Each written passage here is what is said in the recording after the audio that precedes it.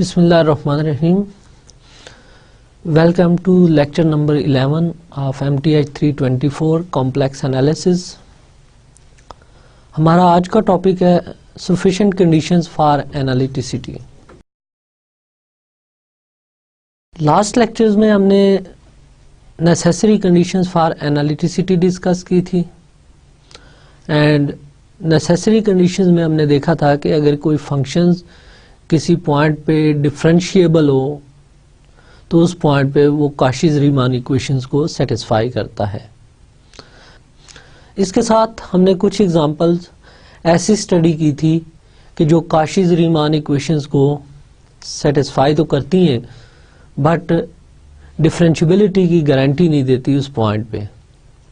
तो आज के लेक्चर्स में हम ये देखेंगे कि काशी-रीमान इक्वेशंस के साथ एक्स्ट्रा क्या कंडीशन इम्पोज की जाए फंक्शंस पे कि काशी-रीमान इक्वेशंस नेसेसरी होने के साथ साथ सफिशिएंट भी हो जाए फॉर एनालिटिसिटी।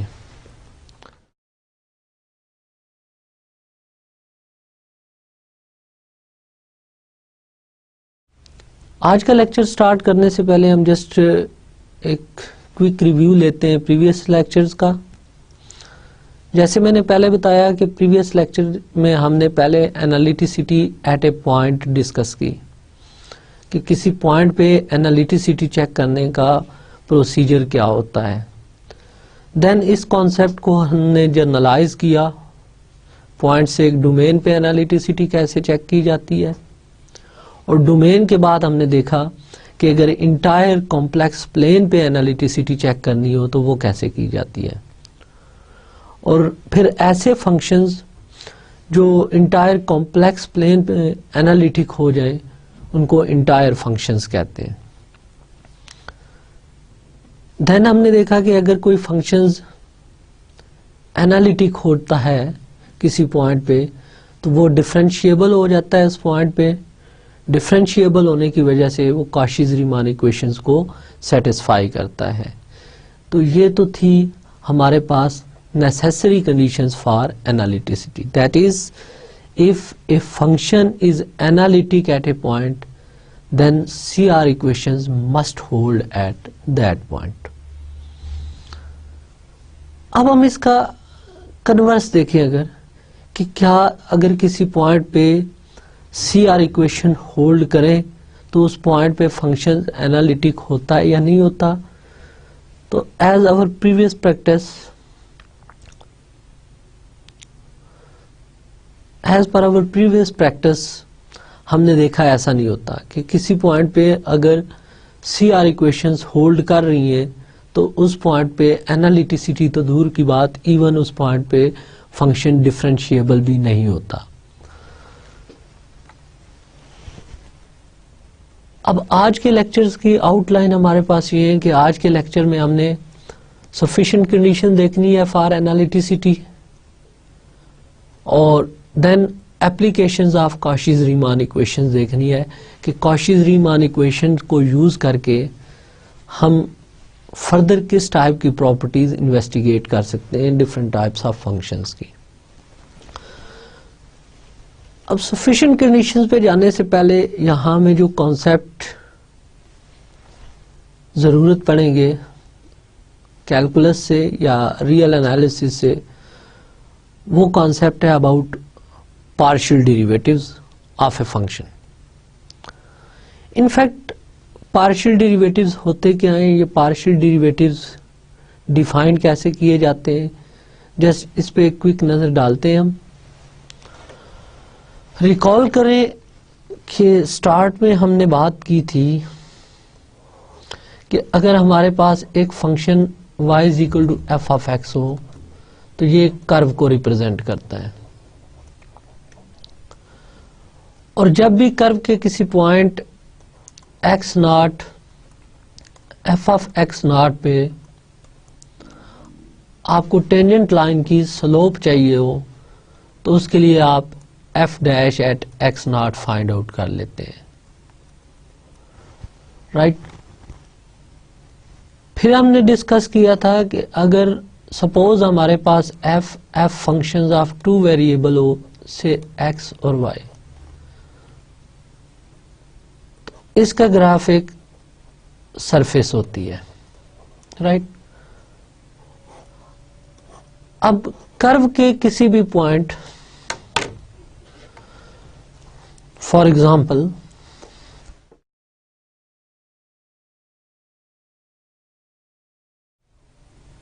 अब कर्व के किसी भी पॉइंट पे टेंजेंट की स्लोप हमने फाइंड करनी हो तो वो हम थ्रू डेरिवेटिव फाइंड करते हैं f dash at x not.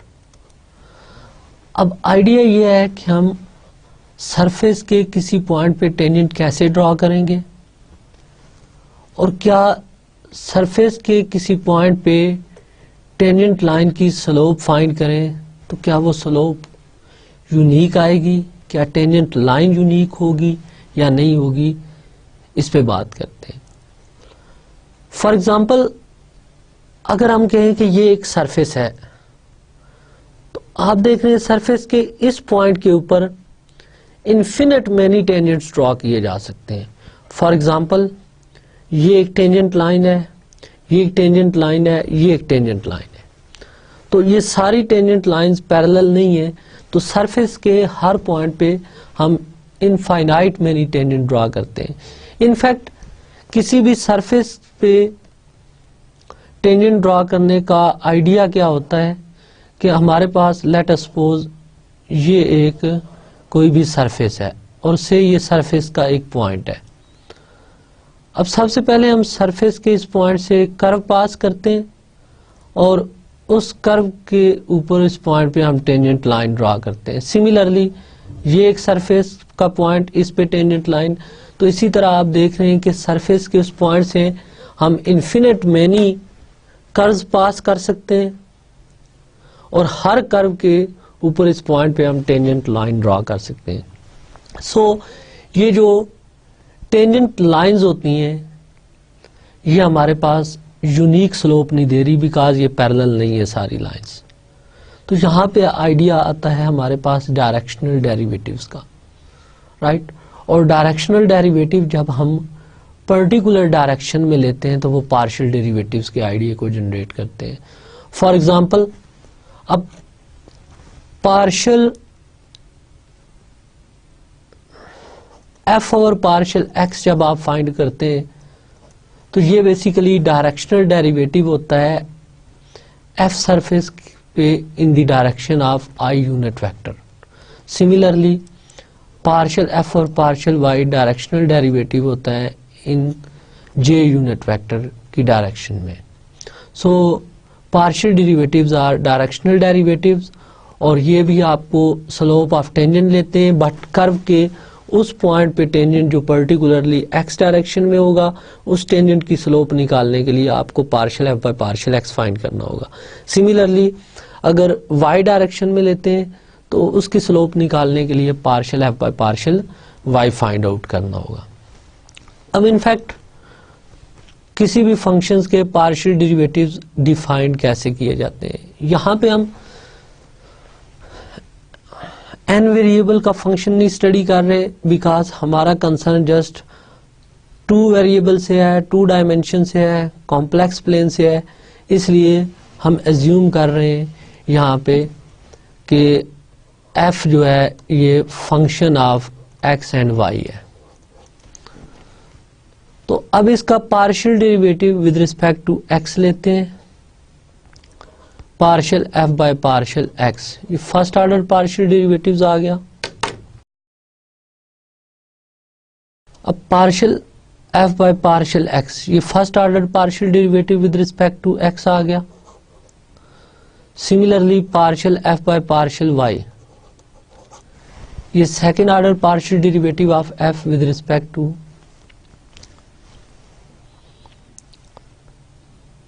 Similarly partial f और पार्शियल वाई, ये first order partial derivative of f with respect to y आ गया।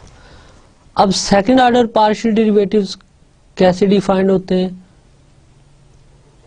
अब अगर हम partial f by partial x का अगेन डेरिवेटिव लें विद रिस्पेक्ट टू एक्स, तो ये पार्शियल 2f और partial x2 second order partial derivative of f with respect to x है और इसको f x से डिनोट किया जाता है। सिमिलरली पार्शियल f और पार्शियल y का अगेन डेरिवेटिव लें विद रिस्पेक्ट टू y, तो ये पार्शियल टू f और partial y two f y के इक्वल है। तो ये तो f के सेकंड ऑर्डर पार्शियल डेरिवेटिव्स थे विद रिस्पेक्ट टू x और विद रिस्पेक्ट टू y।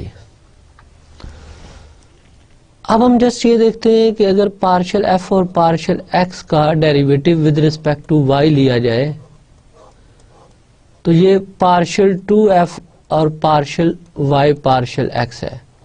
ये mix second order derivative of f है with respect to x and y। And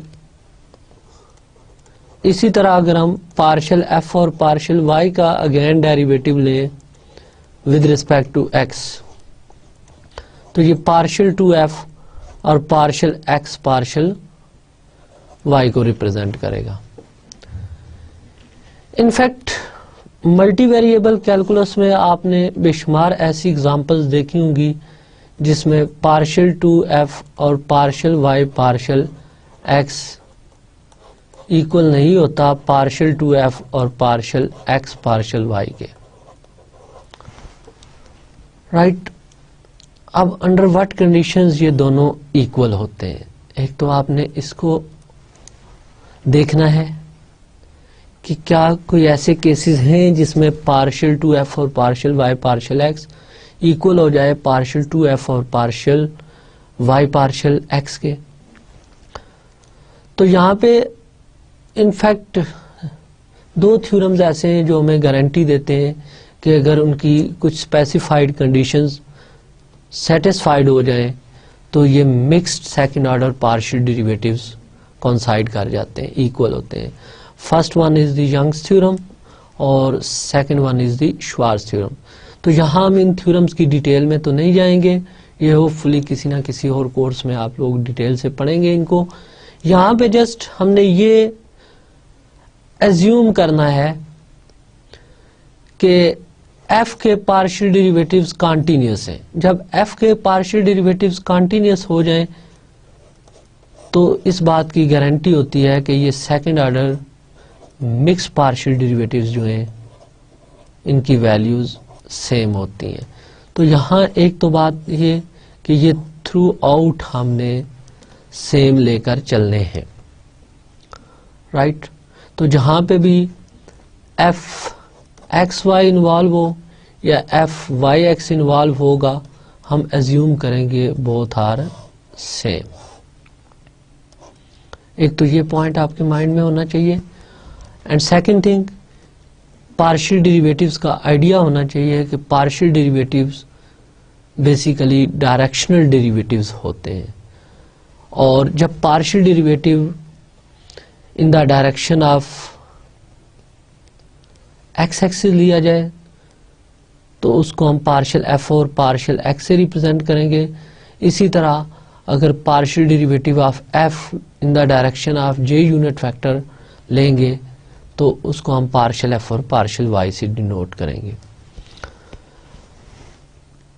next thing, partial f और partial x at point a b, ये by definition हम कैसे define करेंगे? तो इसकी डेफिनेशन कुछ यूं होती है, लिमिट से h tend to 0 f of a plus h b minus f of a b divided by h and partial f और partial y at point a b की डेफिनेशन से limit k tends to 0 f of a b plus k minus f of a b divided by k के equal है।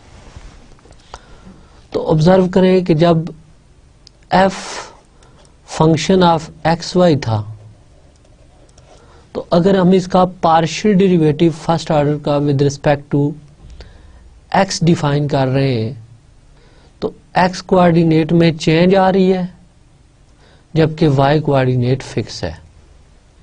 Similarly अगर हम f का partial derivative with respect to y ले रहे हैं तो यहाँ पे वाई कोऑर्डिनेट में चेंज है बट एक्स कोऑर्डिनेट फिक्स है। तो इनफैक्ट ये ऑब्जर्वेशन जब हम थ्योरम में यूज करेंगे तो आपने ये देखना है कि किस कोऑर्डिनेट में चेंज आ रही है और कौन सा कोऑर्डिनेट फिक्स है।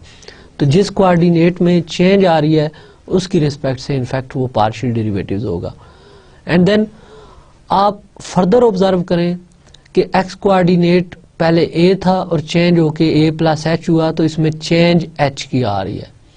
तो इंडिपेंडेंट वेरिएबल में चेंज एच है, सो हम जो डिवाइड कर रहे हैं एच से कर रहे हैं। और सिमिलरली इसमें जो इंडिपेंडेंट वेरिएबल में चेंज आ रही है वो के आ रही है, तो यहाँ पे डिवाइड हम के से कर रहे हैं। तो जितनी इंडिपेंडेंट वेरिएबल में चेंज आएगी डिवीजन में वो टर्म होनी चाहिए आपके पास, तो फिर ये पार्शियल डेरिवेटिव्स की डेफिनेशन कंप्लीट होगी। तो यहां तक तो ये just second order partial derivatives का अप टू द लेवल जहां तक हमें जरूरत है वहां तक हमने इनकी डेफिनेशंस देखी, उसको रिव्यू किया।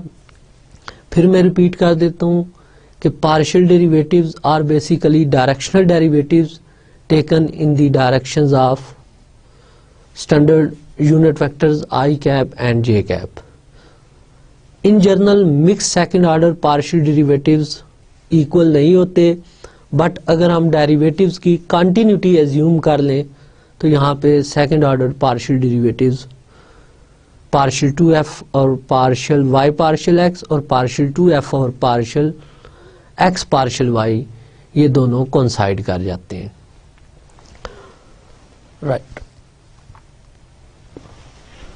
ओके, जैसे हमने स्टार्ट में बात की कि अगर कोई फंक्शंस एनालिटिक हो किसी पॉइंट पे तो उस पॉइंट पे कॉशी-रीमान इक्वेशंस मस्ट होल्ड करती हैं, बट कन्वर्स ट्रू नहीं है।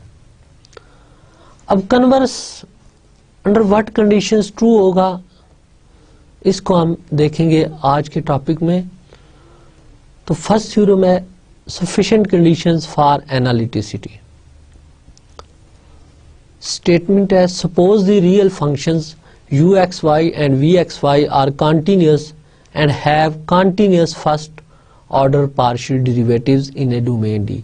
तो यहाँ पे ऑब्जर्व करें कि u v both functions are continuous, further इनके फर्स्ट ऑर्डर पार्शियल डेरिवेटिव्स की भी कंटिन्यूटी हमने एज्यूम कर लिया। If u and v satisfies CR equations at all points in D, then f of z is equal to u plus iota v is analytic in D।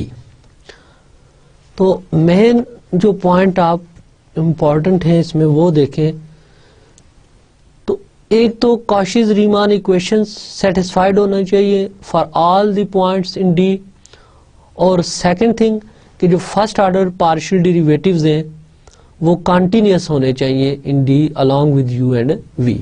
u v और u और v के first order partial derivatives continuous होने चाहिए। सो CR equations के साथ अगर u v और उनके पार्शियल डेरिवेटिव्स कंटिन्यूअस हो जाए तो फिर इस बात की गारंटी है कि अब अगर आप f of z u plus iota v type का फंक्शन कंस्ट्रक्ट करेंगे तो ये फंक्शंस मस्ट एनालिटिक होगा। अब अगर हम इस थ्योरम को प्रूव करने में कामयाब हो जाते हैं तो फिर आपको एनालिटिसिटी चेक करने का एक अल्टरनेटिव टूल मिल गया कि पहले हम एनालिटिसिटी चेक करते थे थ्रू डेरिवेटिव कि किसी पॉइंट पे फंक्शन डिफरेंशिएबल है, उसका कोई एक नेबरहुड एग्जिस्ट करे, अगर नेबरहुड के भी हर पॉइंट पे फंक्शन डिफरेंशिएबल है तो वो फिर एनालिटिक। और वो लास्ट लेक्चर में मैंने एक्सप्लेन किया था कि टेक्निकली उसको चेक करना बहुत डिफिकल्ट होता है।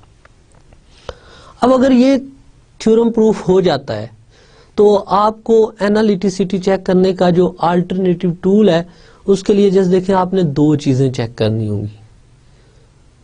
सबसे पहले ये कि जो डोमेन गिवन है उस डोमेन में कॉशी-रीमान इक्वेशंस होल्ड करनी चाहिए। फाइन, अगर काशी-रीमान इक्वेशंस होल्ड कर जाती हैं तो फिर आपने देखना है कि uv और uv के जो फर्स्ट ऑर्डर पार्शियल डेरिवेटिव्स हैं वो सारे कंटिन्यूस हैं या नहीं है। अगर ये दो कंडीशंस होल्ड कर गई तो ऐसा फंक्शन एफ ऑफ जेड जो u plus iota v form में होगा वो मस्ट एनालिटिक होगा उस डोमेन के अंदर। तो ये बड़ा इजी टूल होगा, जब हम एग्जाम्पल्स पे अप्लाई करेंगे तो आपको आइडिया होगा कि as compared to the definition of analyticity इस टूल को यूज करना बहुत इजी है। तो जस्ट हम प्रूफ देखते हैं इसका। प्रूफ के स्केच में क्योंकि हमने एनालिटिसिटी चेक करनी है इन डोमेन डी, तो जिस तरह हम इससे पहले प्रैक्टिस करते रहे कि डोमेन का एक आर्बिट्ररी पॉइंट लेंगे, उस आर्बिट्ररी पॉइंट पे एनालिटिसिटी देखेंगे, अगर उस पॉइंट पे एनालिटिसिटी आ गई तो इट मींस डोमेन के सारे पॉइंट्स पे वो फंक्शन एनालिटिक होगा। तो let us start. Suppose z nought equal to x not plus iota y nought, ये डोमेन का मैंने एक पॉइंट ले लिया। अब फर्दर ये गिवन है कि u v और उसके first order partial derivatives further given है। Suppose u v ux uy vx and vy are continuous in D। ये गिवन है कि u v और उसके first order partial derivatives continuous है इन डोमेन डी, राइट। और फर्दर ये गिवन है कि डोमेन के तमाम पॉइंट्स के लिए CR इक्वेशंस होल्ड करती हैं। आल्सो ये भी गिवन है कि ux is equal to vy and uy is equal to minus vx in D। अब ये डोमेन के ऑल पॉइंट्स के लिए तो इन पर्टिकुलर ये कंडीशंस होल्ड कर रही हैं at point x not y nought. Okay, अब इसके बाद हम जस्ट प्रूव करने जा रहे हैं to prove f dash at z nought exist, right.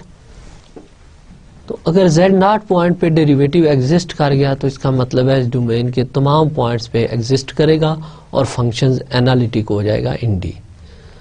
अब इनफैक्ट अभी तक हमारे पास कोई टूल नहीं है एक्सेप्ट डेफिनेशंस जिससे हम इस डेरिवेटिव्स की एग्जिस्टेंस चेक कर सकें। सो क्राइटेरिया यही होगा इसको प्रूफ करने का कि f dash at z nought की एग्जिस्टेंस के लिए मैं ये चेक करूंगा कि limit delta z tend to 0 f of z nought plus delta z minus f of z nought divided by delta z, ये लिमिट एग्जिस्ट करनी चाहिए, राइट। अब इस लिमिट को फाइंड आउट करने के लिए हम सबसे पहले f of z nought plus delta z minus f of z not find out करते हैं, देन इसे डेल्टा z से डिवाइड करके इसकी लिमिट लेंगे। और बिकॉज पार्शियल डेरिवेटिव्स की कंटिन्यूटी गिवन है, CR इक्वेशंस होल्ड कर रही हैं, ये गिवन है, लिहाजा f of z nought plus delta z को मैं in terms of uv and delta x delta y construct करूंगा ताकि CR इक्वेशन अगर किसी जगह जरूरत पड़ती है तो उनको हम यूज कर सकें। सो सबसे पहले हम लेट कर लेते हैं कि delta w is equal to f of z nought plus delta z minus f of z nought. अब रिकॉल करें कि डेल्टा z इक्वल है delta x plus iota delta y के, और z नॉट पॉइंट हमने लिया हुआ है x not plus iota y not. Right, तो f of z not plus delta z not, और फर्दर एफ ऑफ जेड को हम यू वी फॉर्म में लें तो ये u x y plus iota v x y हम लेट करते हैं। तो इस टर्मिनोलॉजी को यूज करते हुए डेल्टा डब्ल्यू हमारे पास आ जाएगा u at x not plus delta x, y not plus delta y plus iota times v at x not plus delta x, y not plus delta y. ये तो value आ गई हमारे पास f of z not plus delta z की, और minus f of z करें तो ये u at x not y not minus iota v at x not y not equal आ गया। इनफैक्ट हम अगर इन टर्म्स को फर्दर अरेंज करें तो हमारे पास u वाली टर्म्स आ जाती हैं u at x not plus delta x, y not plus delta y minus u at x not y not, right, plus iota v of x not plus delta x, y not plus delta y minus v at x not y nought. Let me call it u del u plus iota del v. तो delta डब्ल्यू की value आ गई delta u plus iota delta v, where delta you यहाँ पे हमने लिया है where delta u is equal to delta u, just हमने जो टर्म्स लेट की है वो ये वाली है u at x not plus delta x, u of x not plus delta x, y not plus delta y minus u at x not y nought. In fact अब इस स्टेज पे ऑब्जर्व करें, और सिमिलरली डेल्टा वी भी आप देख सकते हैं, वो v at x not plus delta x, y not plus delta y minus v at x not y nought के इक्वल है। ओके, यहाँ पे आप नोट करें कि जब हम डेल्टा यू लिख रहे हैं तो इसमें एक्स कोऑर्डिनेट में भी चेंज आ रही है डेल्टा एक्स की, और वाई कोऑर्डिनेट में जो चेंज है वो डेल्टा वाई की है। मींस दोनों कोऑर्डिनेट्स में चेंज आ रही है। तो इस स्टेज पे हम इस चेंज को अभी तक लिंक नहीं कर सकते विद पार्शियल डेरिवेटिव्स। तो इसके लिए मैं जस्ट डेल्टा यू को कंसीडर कर रहा हूं, which is u at x not plus delta x, y not plus delta y, और यहाँ पे ट्रिक में ये यूज कर रहा हूं कि एक टर्म सब्ट्रैक्ट कर रहा हूं u at x not y not plus delta y, same term में ऐड भी कर रहा हूं u at x not y not plus delta y and minus u at x not y nought. तो observe करें कि अभी तक हमने जस्ट डेल्टा u कंसीडर किया है, और उसमें ट्रिक ये यूज किया है कि u at x not y not plus delta y term subtract भी कर लिया और ऐड भी कर लिया। अब यहां पे in fact y not plus delta y, y not plus delta y इन दोनों में सेम है। तो चेंज अगर ऑब्जर्व करें तो सिर्फ फर्स्ट कोऑर्डिनेट में आ रही है, एक्स कोऑर्डिनेट में डेल्टा एक्स की चेंज आ रही है। तो इनफैक्ट यहां से मैं इसको लिंक करूं तो वन इंडिपेंडेंट वेरिएबल प्रॉब्लम से लिंक कर सकता हूँ। रीज़न ये है कि सेकंड कोऑर्डिनेट यहाँ पे इनफैक्ट फिक्स कर लिया है हमने, सेम कर लिया है दोनों में। और यहाँ पे ऑब्जर्व करें तो यहाँ पे भी सिमिलरली x नॉट हमारे पास फिक्स हो चुका है और y कोऑर्डिनेट में डेल्टा y की चेंज आ रही है। इनफैक्ट एक कॉन्सेप्ट जस्ट जो आप रिकॉल करेंगे यहाँ पे कैलकुलस का,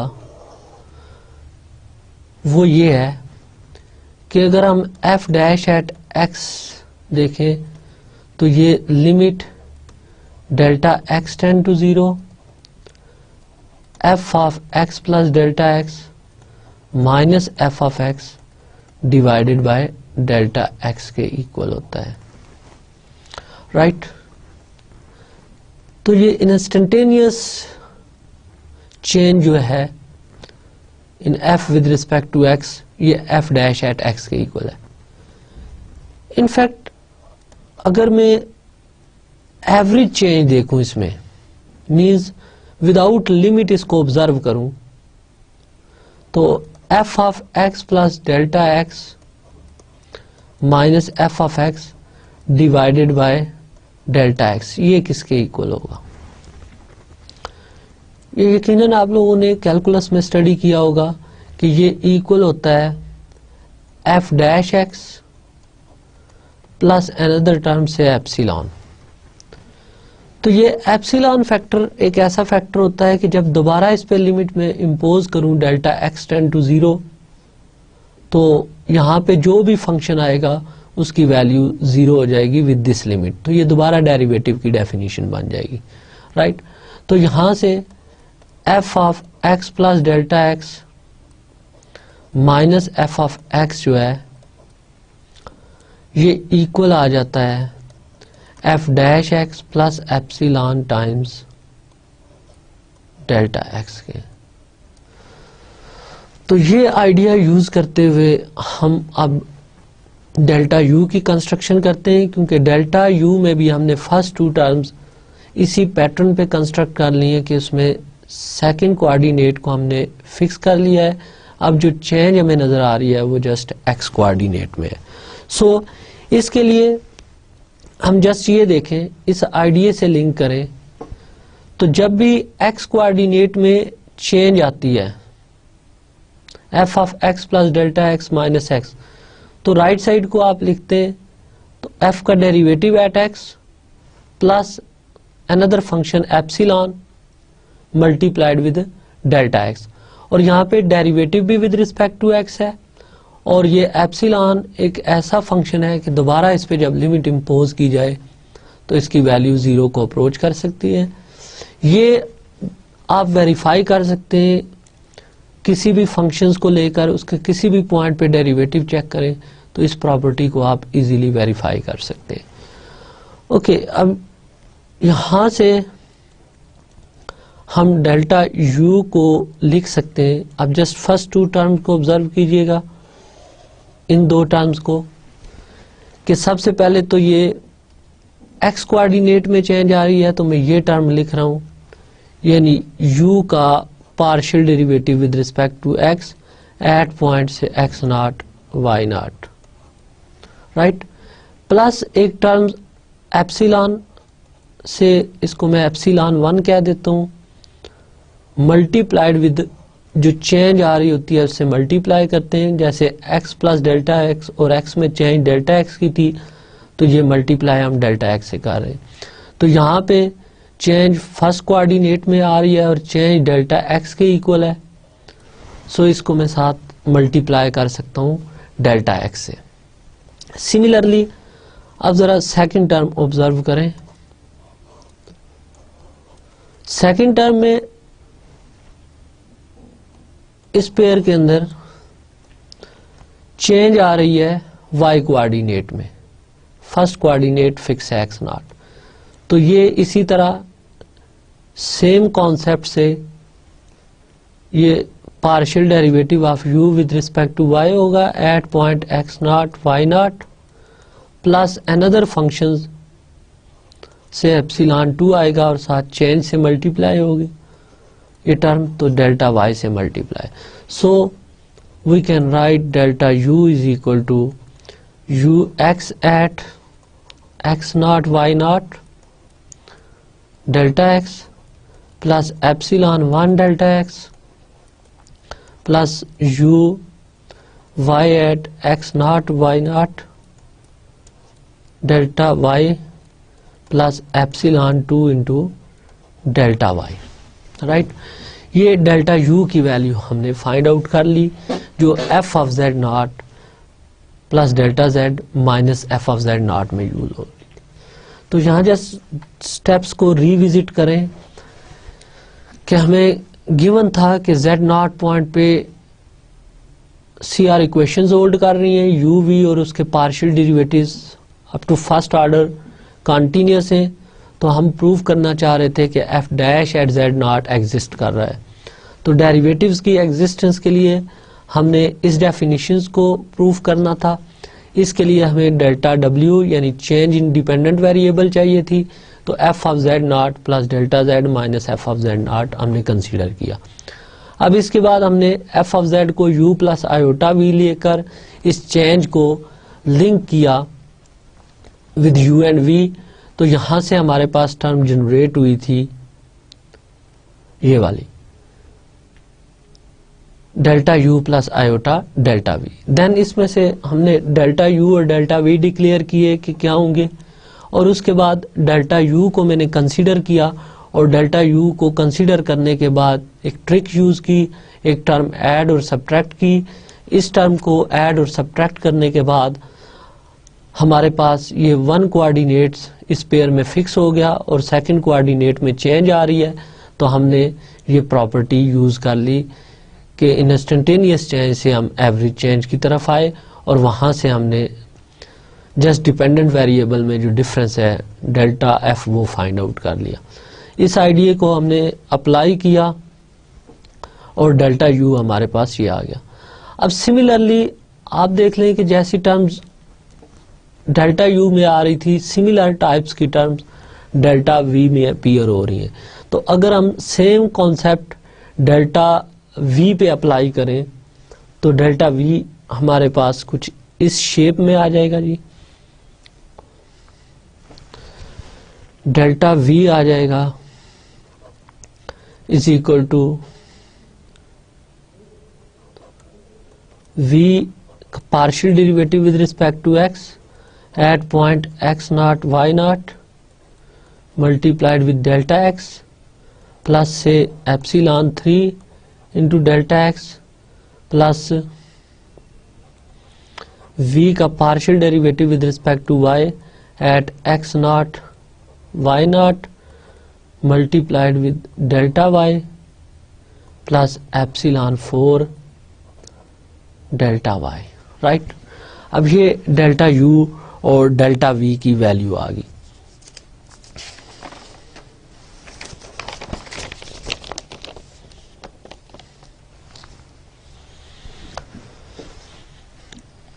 देन हम ये देख रहे हैं कि इसमें जो epsilon 1, epsilon 2, epsilon 3 and epsilon 4 थे, ये सारे फंक्शन जीरो को अप्रोच कर जाएंगे as delta x delta y tends to 0 0 होगा।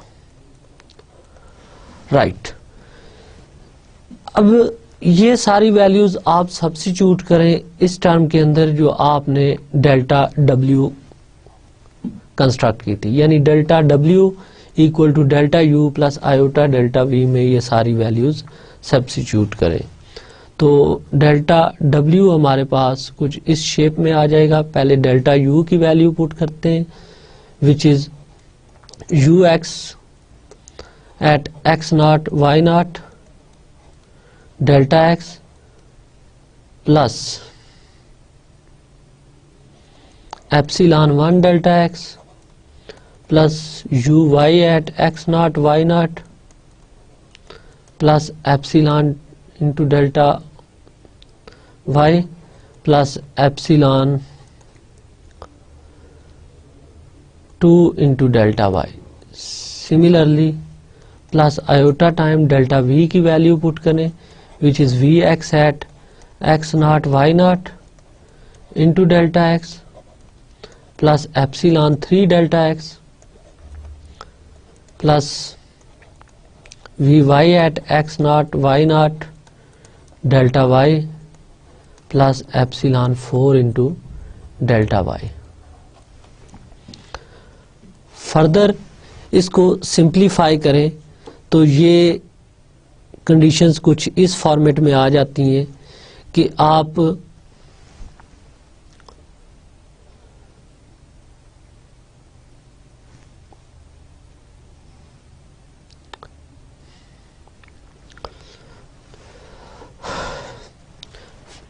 फर्दर इसको आप सिंप्लीफाई करें और गिवन था काशीज रीमान इक्वेशंस होल्ड कर रही हैं, तो काशीज रीमान इक्वेशंस के साथ इसको सिंप्लीफाई करते हैं।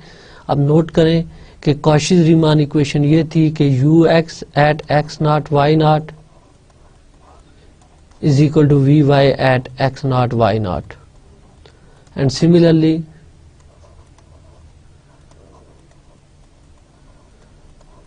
u y at x naught y naught is equal to minus v x at x naught y naught, right? तो आप v y को रिप्लेस कर लें u x से और इसी तरह u y को रिप्लेस कर लें with minus of v x। तो आप नोट करें कि जब हम v y को रिप्लेस करेंगे u x से तो ये टर्म u x से रिप्लेस हो जाएगी। इस टर्म में ऑलरेडी u x है तो हमारे पास u x at x not y not common आ जाएगा इन दोनों टर्म में से, और इनसाइड टर्म्स आ जाएंगी delta x plus iota delta y। Similarly अगर आप vx को रिप्लेस करें with this conditions,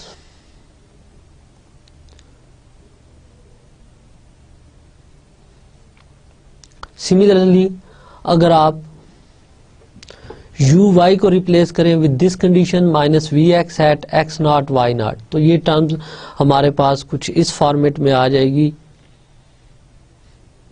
plus iota into v x at x not y nought into delta x plus iota delta y, right. इसके बाद आप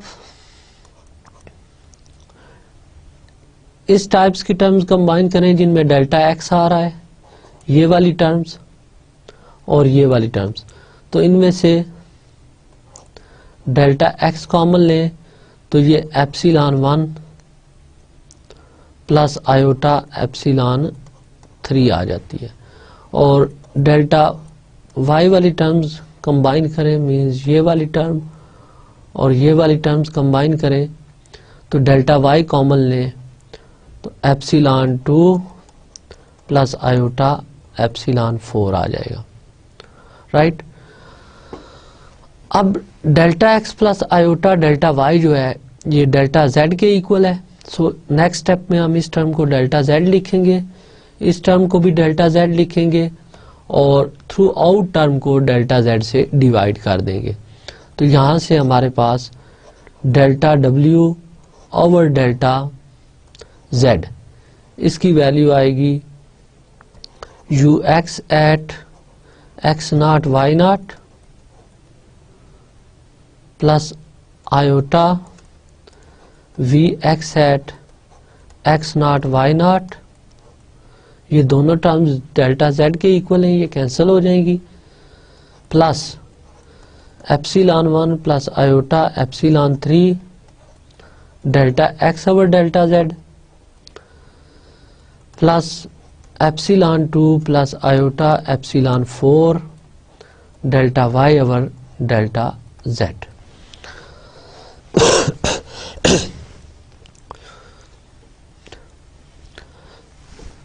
तो यहां तक हमने डेल्टा डब्ल्यू ओवर डेल्टा जेड फाइंड कर लिया। अब डेरिवेटिव की एग्जिस्टेंस के लिए जस्ट लास्ट स्टेप ये है कि हमने इस पे लिमिट अप्लाई करनी है डेल्टा जेड टेंड टू 0। अब इनफैक्ट जब डेल्टा जेड 0 को अप्रोच करेगा तो हमें बिहेवियर देखना है कि इन टर्म्स का बिहेवियर क्या होगा जब डेल्टा z 0 को अप्रोच करेगा। तो इनफैक्ट अगर हम इनका बिहेवियर्स देख लें तो जब लिमिट लेंगे तो ये साइड तो dw ओवर dz में कन्वर्ट हो जाएगी। ये फर्स्ट ऑर्डर पार्शियल डेरिवेटिव्स की एग्जिस्टेंस और कंटिन्यूटी गिवन है, ये फैक्टर दो तो एग्जिस्ट कर रहे हैं, बट ये टर्म्स किस वैल्यू को अप्रोच करेंगी ये हमें देखना पड़ेगा। तो सबसे पहले हम इन दो टर्म्स का बिहेवियर देखते हैं कि जब डेल्टा z 0 को अप्रोच करेगा तो ये वैल्यूज किसको अप्रोच करेंगी। इनफैक्ट जो term delta x over delta z है, एज सच इस टर्म को तो मैं किसी नंबर से कंपेयर नहीं कर सकता बिकॉज डेल्टा z कॉम्प्लेक्स है और complex numbers are not comparable. सो अगर आप इसको किसी नंबर से कंपेयर करना चाह रहे हैं तो इसका मॉडुलस लेना पड़ेगा। अब इनफैक्ट देखना यह है कि डेल्टा z के मॉडुलस और डेल्टा x के मॉडुलस में रिलेशंस क्या है, यहाँ पे इनके दरमियान कौन सा साइन है, आइदर ये इक्वल है, लेस है, ग्रेटर है, कौन सी ऑर्डर इनमें होल्ड कर रहा है। तो उसके लिए जस्ट डेल्टा z का अगर मॉडुलस ऑब्जर्व करें तो this is equal to delta x square plus delta y square है। तो इनफैक्ट डेल्टा x स्क्वायर में कोई टर्म ऐड हो रही है positive and then under root लिया जा रहा है, इस वजह से डेल्टा z का जो मॉडुलस है ये ग्रेटर आर इक्वल आएगा डेल्टा x मॉडुलस से, और हम ये कह सकते हैं कि डेल्टा x का मॉडुलस लेस आर इक्वल आएगा डेल्टा z के मॉडुलस से। तो यहाँ से modulus of delta x over delta z जो होगा ये लेस आर इक्वल टू 1 होगा। तो इनका रिलेशंस तो कुछ इस तरह से है। Similarly delta y over delta z का कंपैरिजन करें इसकी एब्सोल्यूट वैल्यू का 1 से तो वो भी लेस आर इक्वल टू 1 आएगी। रीजन ये है कि अब जस्ट हम डेल्टा y स्क्वायर को कंसीडर करें तो ये नॉन नेगेटिव फैक्टर इसमें ऐड हो रहा है, सो इसमें ये लेस आर इक्वल का साइन मेंटेन रहेगा। तो ये तो हमने जस्ट बिहेवियर देख लिया इन दो टर्म्स का delta x over delta z का कि इनके जब मॉडुलस लिए जाएं तो ये लेस आर इक्वल टू 1 आते हैं। अब इनफैक्ट इन टर्म्स का बिहेवियर हमने देखना है कि ये क्या है। तो इसके लिए पहले हम epsilon 1 plus iota epsilon 3 consider करते हैं। Epsilon 1 plus iota epsilon 3। अब इस टर्म को भी हम डायरेक्ट कंपेयर नहीं कर सकते बिकॉज ये आयोटा इन्वॉल्व हो रहा है, कॉम्प्लेक्स है, सो हम इसका भी मॉडुलस लेते हैं। तो ट्राइंगल इनइक्वालिटी लगाएं, this is less or equal to modulus of epsilon 1 plus epsilon 3 since iota modulus 1 के इक्वल होता है। तो अब नोट करें कि जब डेल्टा z 0 को अप्रोच करेगा तो it means delta x delta y 0 को अप्रोच करेंगे,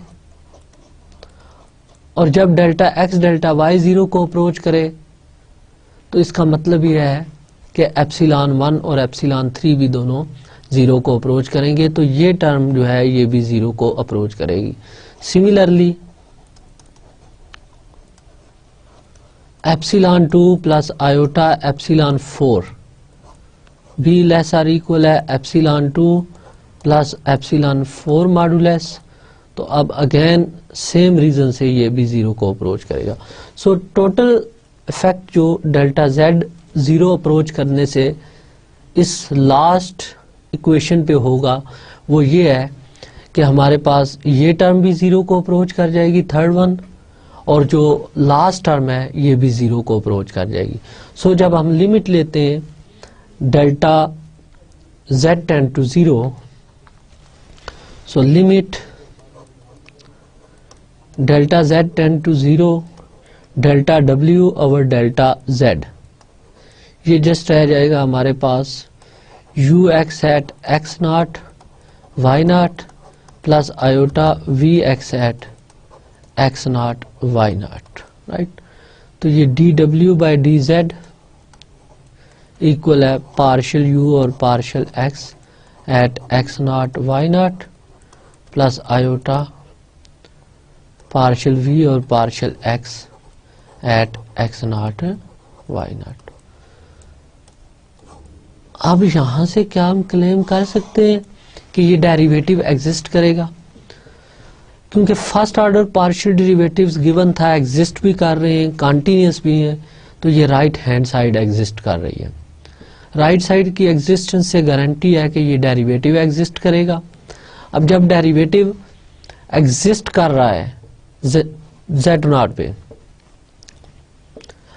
अब जब डेरिवेटिव एग्जिस्ट कर रहा है जेड नॉट पे, तो जेड नॉट तो आर्बिट्ररी पॉइंट था डी का, इट मींस डी के हर पॉइंट पे डेरिवेटिव एग्जिस्ट कर रहा है। तो यहां से हम कह सकते हैं कि W which is F of z is analytic in D। तो ये कंप्लीट प्रूफ था इसका, कि जिसमें हमने कॉशीज रीमान इक्वेशंस को भी यूज किया, डेरिवेटिव्स की एग्जिस्टेंस और कंटिन्यूटी को भी यूज किया, और उसको यूज करके हमने प्रूव किया कि एफ ऑफ जेड एनालिटिक है। अब इस पूरे रिजल्ट को अगर हम समराइज करें तो कॉशीज रीमान इक्वेशन नेसेसरी है फॉर एनालिटिसिटी, मींस अगर फंक्शन एनालिटिक है तो वो कॉशीज रीमान इक्वेशंस को सेटिस्फाई करेगा। बट कन्वर्स ट्रू नहीं है इन जनरल। कन्वर्स ट्रू कब होता है कि जब u, v और इनके partial derivatives with respect to arguments x and y exist भी करें और ये सारे पार्शियल डेरिवेटिव्स कंटिन्यूस भी हों, तो फिर CR equations with these condition ये गारंटी देती हैं कि f ऑफ z एनालिटिक होगा। तो फ्रॉम नाउ ऑनवर्ड जब भी किसी क्वेश्चन में हम किसी पॉइंट पे एनालिटिसिटी चेक कर रहे होंगे, तो बजाय इसके कि हम डेरिवेटिव्स फाइंड करें और कॉम्प्लिकेशंस में पढ़ें, हम जस्ट CR इक्वेशंस देखा करेंगे और CR इक्वेशंस के साथ पार्शियल डेरिवेटिव्स की एग्जिस्टेंस और कंटिन्यूटी चेक किया करेंगे। अगर ये दो चीज़ें हमें वहाँ होल्ड होती नज़र आती हैं तो इसका मतलब है फंक्शंस एनालिटिक होगा।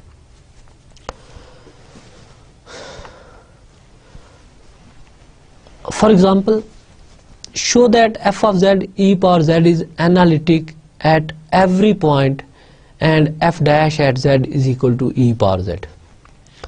इस एग्जाम्पल में हमने जस्ट फंक्शंस का डेरिवेटिव नहीं फाइंड करना, सबसे पहले हमने प्रूव करना है कि ये फंक्शंस एनालिटिक है एवरीवेयर, और उसके बाद हमने प्रूव करना है कि इस फंक्शंस का डेरिवेटिव e पावर z आता है। अब इसको अगर कंपेयर करें आप कैलकुलस के साथ, तो जब f of x e power x होता था तो ये डिफरेंशिएबल एवरीवेयर था, और इस फंक्शंस का डेरिवेटिव e पावर x ही होता है, मींस फंक्शन इटसेल्फ अपना डेरिवेटिव है, राइट। सेम केस में अब कॉम्प्लेक्स एक्सपोनेंशियल फंक्शंस को हम पहले प्रूव करेंगे ये एनालिटिक एवरीवेयर है, और उसके बाद ये इटसेल्फ डेरिवेटिव है, means f dash z e power z की इक्वल है। सो हम स्टार्ट लेते हैं इसका। f of z is equal to e power z। Recall करें कि एक्सपोनेंशियल कॉम्प्लेक्स फंक्शंस की डेफिनेशंस थी e power x cos of y plus iota e power x sine of y। अब अगर हम f ऑफ z को assume कर लें u plus iota v, this implies u is equal to e power x cos y and v is equal to e power x sine of y। तो यहां से हम पार्शियल डेरिवेटिव्स फाइंड करते हैं CR equation check करने के लिए। Partial u और partial x, this is e power x cos of y, partial u और partial y is minus e power x sine of y, partial v और partial x is e power x sine of y, and partial v over partial y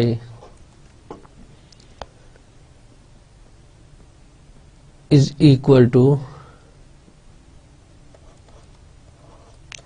e power x and sin y का derivative cos of y. So ये हमने first order partial derivative with respect to x and y find कर लिए u के. अब सबसे पहले तो हम चेक करते हैं कि CR इक्वेशंस इसमें होल्ड कर रही हैं या नहीं कर रही. तो आप नोट करें कि partial u by partial x e power x cos y के इक्वल है और पार्शियल v और partial y e power x cos y के इक्वल है. मींस ux और vy सेम है. तो यहाँ से first observation ux is equal to vy and second क्या uy equal to minus vx के इक्वल है.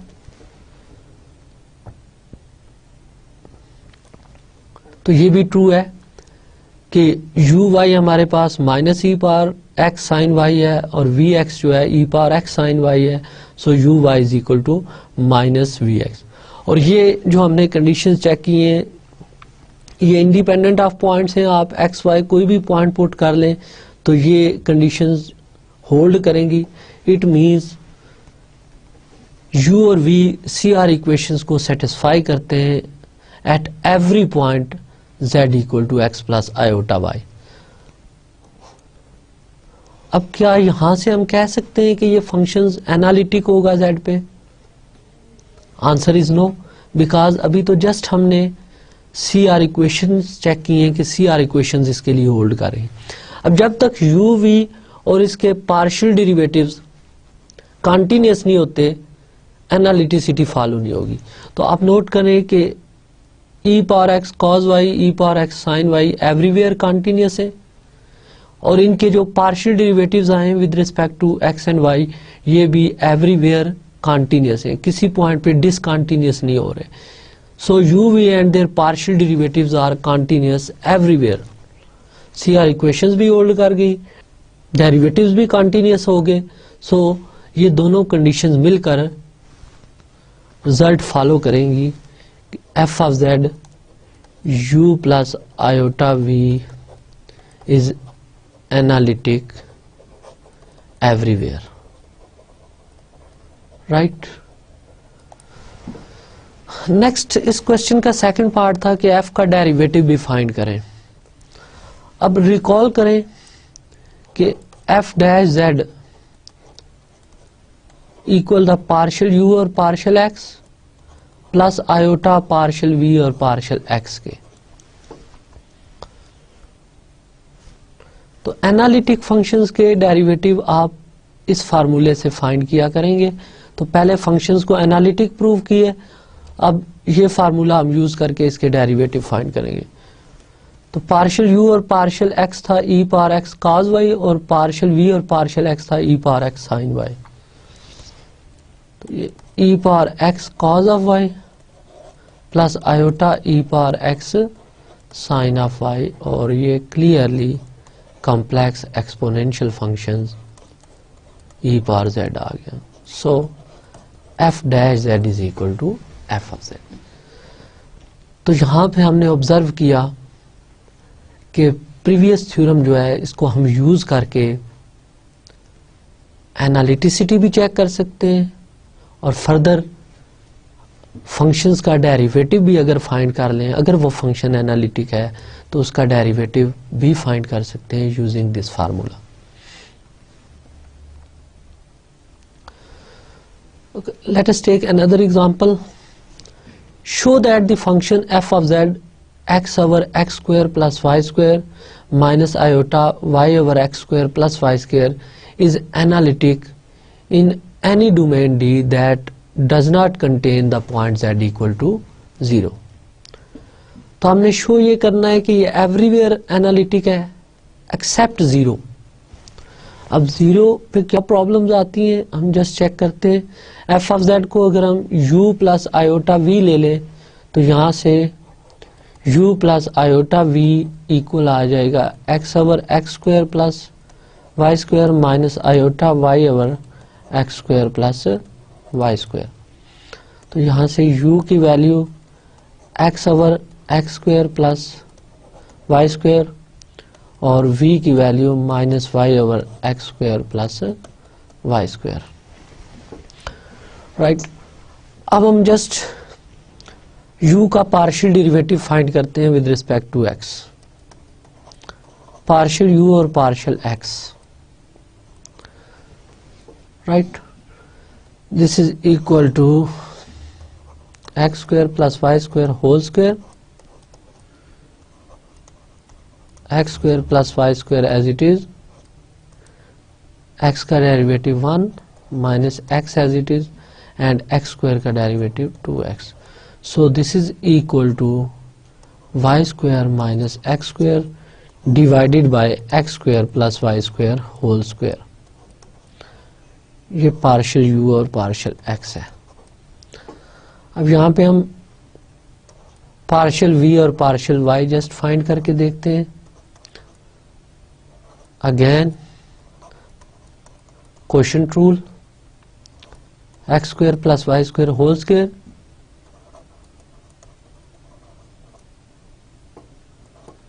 y का derivative 1 minus y as it is and x square plus y square का derivative with respect to y लें, this is 2y। So complete simplifications के बाद ये term आ जाएगी हमारे पास y square minus x square over x square plus y square whole square. तो जस्ट इन टू इक्वेशन से ऑब्जर्व करें कि पार्शियल u और पार्शियल x इक्वल है पार्शियल v और पार्शियल y के। So this implies partial u और partial x equal to partial v और partial y। Similarly next partial derivatives आपने फाइंड करने हैं, पार्शियल u और पार्शियल y,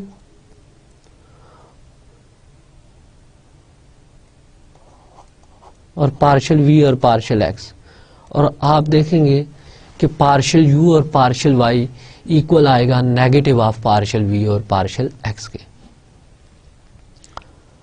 अब ये CR इक्वेशंस तो होल्ड कर रही हैं, राइट। और क्या ये CR इक्वेशंस हर पॉइंट पे होल्ड कर रही हैं? आप नोट करें कि u और v में अगर हम ये पॉइंट पुट करें 0 प्लस 0 आयोटा, तो इस पॉइंट पे u और v कॉन्टिन्यूस नहीं है, इवन इनके पार्शियल डेरिवेटिव्स भी कॉन्टिन्यूस नहीं है। बट अगर हम अदर देन 0 0 कोई भी पॉइंट पुट करके देखें तो ना सिर्फ u v भी कॉन्टिन्यूस है बल्कि इनके सारे पार्शियल डेरिवेटिव्स भी कॉन्टिन्यूस आएंगे। तो इट मींस अदर देन 0 0 किसी भी पॉइंट पे ऑब्जर्व करें तो CR इक्वेशंस भी होल्ड करेंगी, और CR इक्वेशंस होल्ड करने के साथ साथ uv और uv के जो पार्शियल डेरिवेटिव्स हैं with respect to x and y वो सारे एग्जिस्ट भी करेंगे और कॉन्टिन्यूस भी होंगे। तो थ्योरम से हम कंक्लूड करें, सफिशिएंट कंडीशंस फॉर एनालिटिसिटी वाले थ्योरम से हम कंक्लूड करें तो हम कह सकते हैं कि f ऑफ z एनालिटिक होगा in any domain that does not contain the point z equal to 0. Okay. Next example में हम एक फंक्शंस की एनालिटिसिटी चेक कर रहे हैं at a particular point z equal to x plus iota y। Same criteria, f of z को हम u plus iota v लेंगे, this is equal to x plus 4 iota y। This implies u is equal to x and v is equal to 4y. सबसे पहले Cauchy-Riemann equations. This implies partial u और partial x is 1 and partial u और partial y is equal to 0. Similarly, partial v और partial x equal to 0 and partial v और partial y is equal to 4. So first तो आप observe करें कि इसमें ux और वी वाई इक्वल नहीं है, मीन्स पार्शियल यू और partial x is not equal to partial v और partial y at any point. आप किसी भी point x plus iota y पे देखें, ये इक्वेशन सेम नहीं है। ऑल्दो यहां पे पार्शियल यू और पार्शियल वाई इक्वल है माइनस पार्शियल वी और partial x for all point. तो एक सीआर इक्वेशन होल्ड कर रही है but second equation fail to hold. तो कंक्लूड हम करें तो ये फंक्शन सीआर इक्वेशंस को सेटिस्फाई नहीं कर रहा। तो जो फंक्शन सीआर इक्वेशंस को सेटिस्फाई नहीं करता वो एनालिटिक नहीं हो सकता। सो ये फंक्शन एफ ऑफ जेड किसी भी पॉइंट पे एनालिटिक नहीं है। तो ये एग्जांपल इस हवाले से इंपॉर्टेंट थी कि ये एग्जांपल हमें बताती है कि ऐसे फंक्शन एग्जिस्ट कर रहे हैं जो एवरीवेयर नॉन एनालिटिक हो। अब फर्दर इसी एग्जांपल पे अगर हम ये सोचें कि क्या ये फंक्शंस किसी पॉइंट पे डिफरेंशिएबल होगा, आंसर इज अगेन नो। क्योंकि अगर ये फंक्शन किसी पॉइंट पे डिफरेंशिएबल होता तो उस पॉइंट पे सीआर इक्वेशन मस्ट होल्ड करती। तो ये सीआर इक्वेशन तो किसी पॉइंट पे भी होल्ड नहीं कर रही, मींस ये फंक्शन एनालिटिक तो नहीं है किसी भी पॉइंट पे और ना ही ये किसी पॉइंट पे डिफरेंशिएबल है।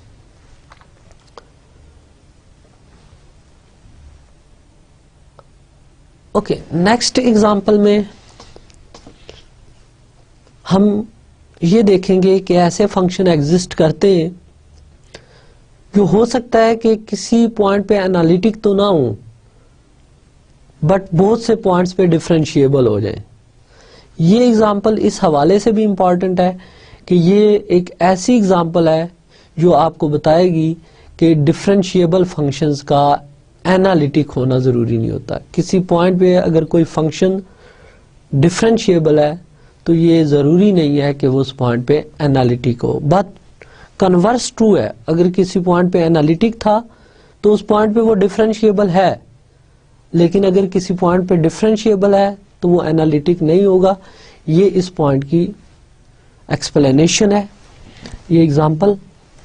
सो एफ ऑफ जेड इक्वल है 2x square plus y plus iota y square minus x. First of all हम चेक करेंगे it is nowhere analytic but everywhere differentiable on the line y is equal to 2x। तो analyticity check करने के लिए हम theorem का ही सहारा लेंगे, 2x स्क्वायर प्लस वाई और v is equal to y square minus x. तो यहां से partial u by partial x की वैल्यू आ गई 4x, पार्शियल u और पार्शियल y की वैल्यू आ गई 1, पार्शियल v और पार्शियल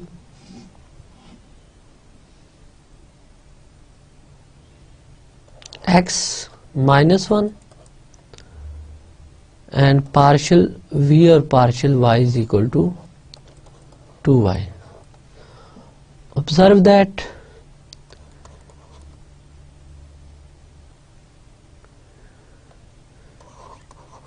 पार्शियल u और partial y is equal to negative of partial v और पार्शियल x।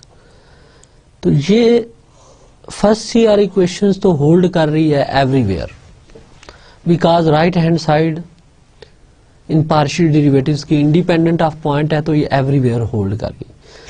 लेकिन अगर हम सेकंड इक्वेशन ऑब्जर्व करें तो सेकंड इक्वेशन है पार्शियल u और partial x equal to partial v और पार्शियल y के इक्वल होना चाहिए।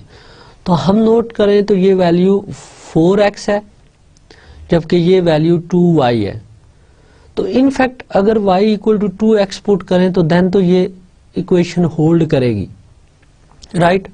मींस पार्शियल u और पार्शियल x इक्वल है पार्शियल v और पार्शियल y के if y is equal to 2x।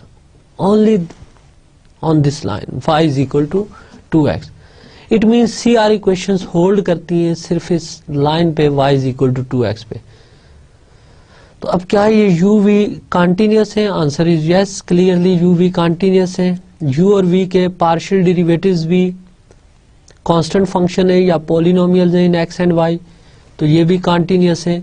So u v और इसके पार्शियल डेरिवेटिव्स कंटिन्यूस हैं और इस लाइन के ऊपर कॉशी-रीमान इक्वेशंस होल्ड करती हैं, इसलिए ये फंक्शन डिफरेंशिएबल तो हो गया on the line y is equal to 2x. अब क्या एनालिटिक है या नहीं? तो एनालिटिसिटी के लिए जस्ट ऑब्जर्व करें कि अगर ये सपोज वो लाइन थी y is equal to 2x, तो इस लाइन के हर पॉइंट पे तो CR इक्वेशंस होल्ड कर रही हैं. तो यहां मैं एक पॉइंट लूं तो इस पॉइंट पे CR इक्वेशन से Z0 पॉइंट पे CR इक्वेशंस तो होल्ड करेंगी, लेकिन क्या हम कोई ऐसा नेबरहुड ढूंढ सकेंगे जिस पे इस फंक्शन डिफरेंशिएबल हो? तो आंसर इज नो, बिकॉज अब जब भी नेबरहुड लेंगे, नेबरहुड एक सर्कुलर डिस्क आएगी, तो इस डिस्क में इस लाइन से जब भी हट के आप पॉइंट लेंगे तो उस पॉइंट पे ये CR इक्वेशंस होल्ड नहीं करेंगी, मींस उस पॉइंट के ऊपर फंक्शन डिफरेंशिएबल नहीं होगा. लिहाजा आप पूरी लाइन ऑब्जर्व कर लें, इस लाइन के ऊपर इवन आपको एक सिंगल पॉइंट भी नहीं मिलेगा जहां पे ये फंक्शन CR इक्वेशंस को सेटिस्फाई करे. Means other than points on this line ये फंक्शन किसी भी पॉइंट पे डिफरेंशिएबल नहीं होगा. लिहाजा यहां से हम कंक्लूड करते हैं कि ये जो गिवन फंक्शंस था f of z is 2x square plus y plus iota times y square minus x, ये फंक्शन एवरीवेयर डिफरेंशिएबल है on the line y is equal to 2x but nowhere analytic. Reason मैंने explain की कि कोई neighbourhood आपको ऐसा नहीं मिलेगा z0 का कि उस नेबरहुड के तमाम पॉइंट्स पे ये फंक्शंस एनालिटिक हो. अब इनफैक्ट इसका डेरिवेटिव भी हमने फाइंड करना था, तो डिफरेंशिएबल फंक्शंस के डेरिवेटिव मैंने बताया था कि f dash at z equal होता है पार्शियल u और partial x plus iota partial v और पार्शियल x के, बट ये डिफरेंशिएबल है only on y is equal to 2x. तो ये फार्मूला सिर्फ हम इस लाइन के पॉइंट्स के लिए यूज कर सकते हैं. सो पार्शियल u और पार्शियल x था हमारे पास, ये पार्शियल u और partial x is 4x and partial v or partial x is -1. So this is 4x plus iota times -1. This is 4x minus iota. Again इसमें देखें कि ये जो डेरिवेटिव है ये जस्ट इस लाइन के ऊपर जो पॉइंट है उनके लिए हम डिफाइन कर सकते हैं. अदर पॉइंट्स जो इस नेबरहुड में या प्लेन के अदर पॉइंट्स आते हैं इनके लिए ये डेरिवेटिव डिफाइन नहीं होगा. फर्दर अगर आप इस डेरिवेटिव को in terms of y express करना चाहें तो जस्ट इसको इस फॉर्मेट में रीराइट करें, 2 टाइम्स 2x माइनस आयोटा. अब इस लाइन के ऊपर 2x y के इक्वल है, सो इस डेरिवेटिव को आप इस फॉर्मेट में भी लिख सकते हैं. Right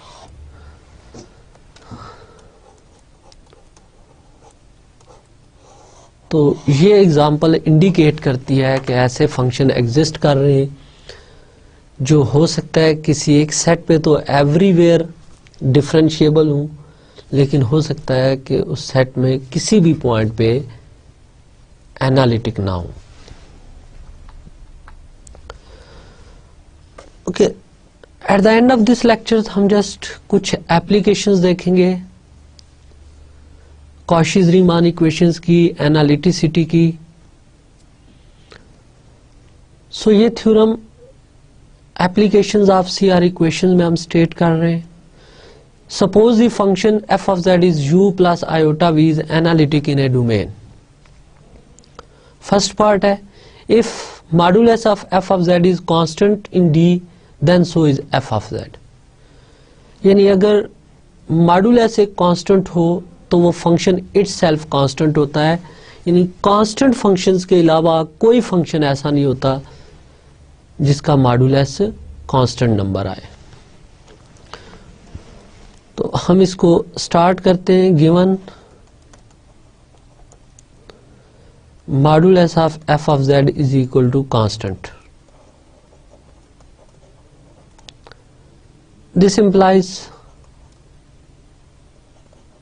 modulus of f of z square is again a constant square is again a constant.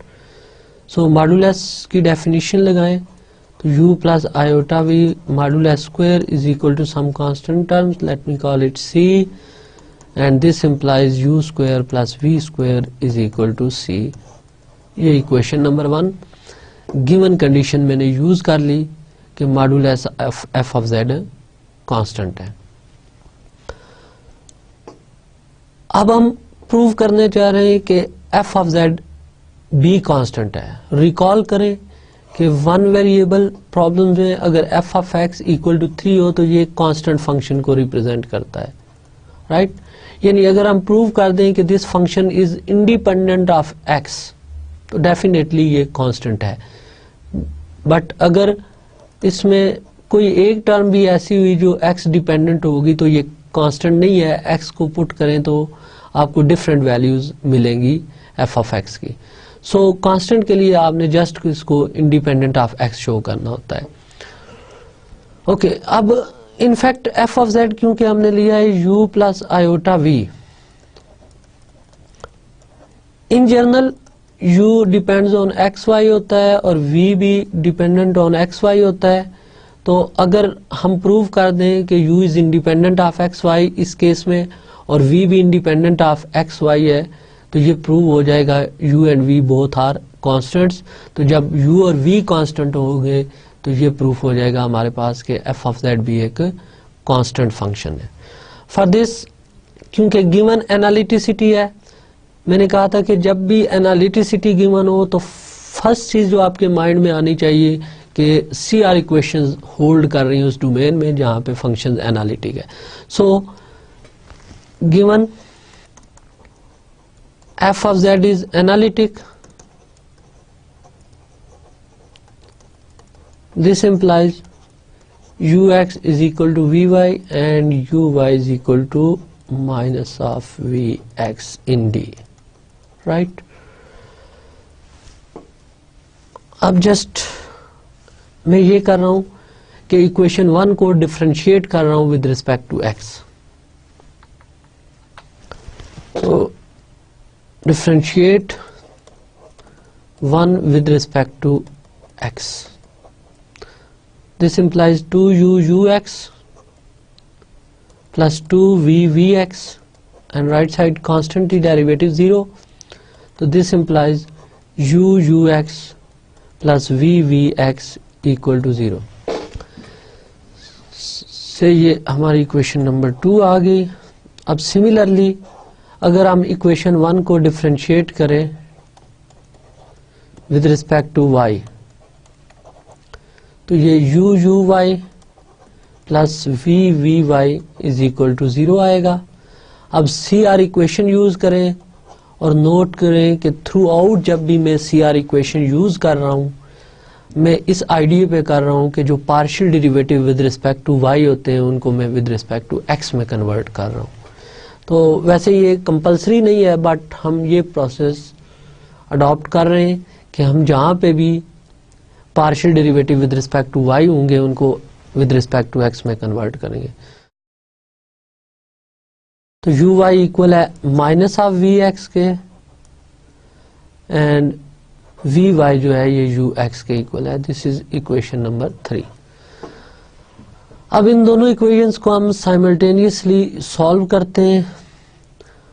आप ऑब्जर्व करें कि हमारे पास अगर हम से फर्स्ट इक्वेशन को u से मल्टीप्लाई कर लें और सेकंड को v से मल्टीप्लाई करके इन्हें ऐड करें तो let us see what happened.